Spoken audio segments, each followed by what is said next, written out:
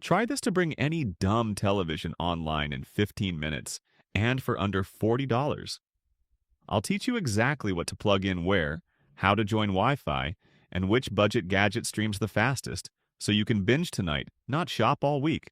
First, flip that legacy set around. Nearly every HD TV made since 2006 hides at least one HDMI input and a 5-volt USB port. Those two jacks are the entire on-ramp for adding wireless smarts. Power plus picture equals instant upgrade. Method 1 is the classic streaming stick. Think Roku Streaming Stick Plus, Fire TV Stick 4K Max, or Google's new TV streamer box. They run full app stores, ship with voice remotes, and cost between $39 and $99 here in the US. Let's install the Roku stick. Plug it into HDMI 1, feed the USB cable into that nearby USB port, or a wall brick if your TV lacks USB power, and switch the TV input. A purple Roku splash screen means power and video are good. Pair the remote by holding the small button inside the battery area for 3 seconds. On screen, choose English, pick your Wi-Fi name, and tap in the password. Dual band 802.11ac inside the 2025 Roku provides smoother 4K at typical suburban ranges. Or if you want more speed, the Fire TV Stick 4K Max now sports Wi-Fi 6E and a faster 2 GHz quad-core chip, yet still rings up at $39 when on sale. Expect peak real-world throughput near 300 megabits per second, plenty for uncompressed Dolby Vision flicks. Google retired Chromecast this year and replaced it with the $99 Google TV streamer. It doubles storage to 32 gigabytes, adds an Ethernet jack, and even works as a thread border router for Matter smart home gear. Method 2. Wireless HDMI display dongles like the J5 Create Screencast. They don't run Netflix themselves. Instead, they mirror your phone or laptop over Miracast, AirPlay, or Google Cast. Handy for quick presentations or guest streaming. Setup is simple. Plug the dongle into HDMI and USB power, change the TV input, then on Windows press Win plus K, or on iPhone open screen mirroring. Tap the device name. Within seconds, your handset's display fills the TV. Trade-offs? No remote, no dedicated apps, and streams depend on your phone's Wi-Fi. If you get a text mid-movie, everyone sees it. It's brilliant for travel, but less family-friendly than a stick with its own interface. Method 3 solves TVs that have Ethernet but zero wireless, an Ethernet to Wi-Fi bridge. A $34 TP-Link TLWR 902AC or similar travel router joins your home network over Wi-Fi, then passes internet through its LAN port to the TV. Slide its mode switch to Client.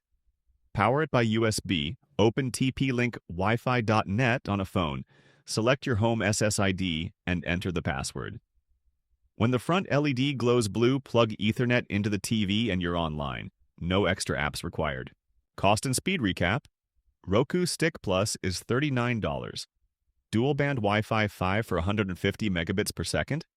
Fire TV Max is $40. Wi-Fi 6E for 300 megabits per second. Google TV Streamer is $99. Ethernet 1 gigabit per second. J5 Create dongle is $80. Mirrors phone bitrate. TP-Link bridge is $34. Wi-Fi 5 for 100 megabits per second. If you're finding this guide helpful, don't forget to hit that like button and subscribe to Smart Geek Home for more daily tech tips and smart home upgrades. We're just getting started with the security and troubleshooting section. We ran a quick speed test. The Fire TV Max averaged 280 megabits per second on our Wi-Fi 6E router. Roku held 140 megabits per second, and the TP-Link bridge fed 92 megabits per second to a 2012 Samsung via Ethernet. All three exceed the 25 megabits per second 4K streaming recommendation. Now, security. These sticks run Android or Linux and get monthly patches. Leave auto update turned on and reboot occasionally so fixes install, especially before logging into banking apps on a mirrored phone. Create a guest or IoT network in your router and join all streaming gadgets there. That way, if one device is compromised, it can't snoop on laptops that hold tax returns.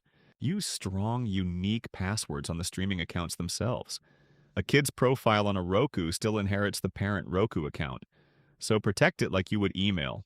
Turn off advertising ID on Fire TV and disable sharing cast notifications on Google TV Streamer to cut cross-device tracking. Privacy menus usually live under settings in the privacy submenu on all 3 major platforms. Troubleshooting time. If the screen is black, confirm the TV input, reseat the HDMI plug, and be sure the USB port supplies 5 volts 1 amp. Many cable boxes' USB ports only deliver 500 milliamps and will brown out a stick. Weak Wi-Fi? Move the stick to an HDMI extension cable to clear the TV's metal shielding, or shift the router 2 feet higher. 5 GHz loses range through walls.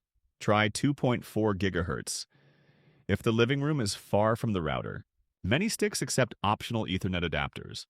Fire TVs cost $19 and lock streaming to 1 gigabit per second rock solid, ideal for dense apartment buildings where 40 neighbors might share the same channel. Advanced hack. Pair that TP-Link bridge with a power line adapter to hop internet through your home's wiring. It's not as fast as fiber, but it beats punching holes for new cables. Still stumped? Factory reset the stick. Every brand hides the option under System in the Reset submenu. You'll lose accounts but clear corrupted updates that often cause stuck logo boots. Quick recap. Under $40 gets you a modern 4K streaming stick, about $80 buys a no-app mirroring dongle, and $34 turns Ethernet-only sets wireless. Pick the port you have and the features you need, then stream away. So which method are you installing this weekend, and what's the first show you'll binge? Tell us below.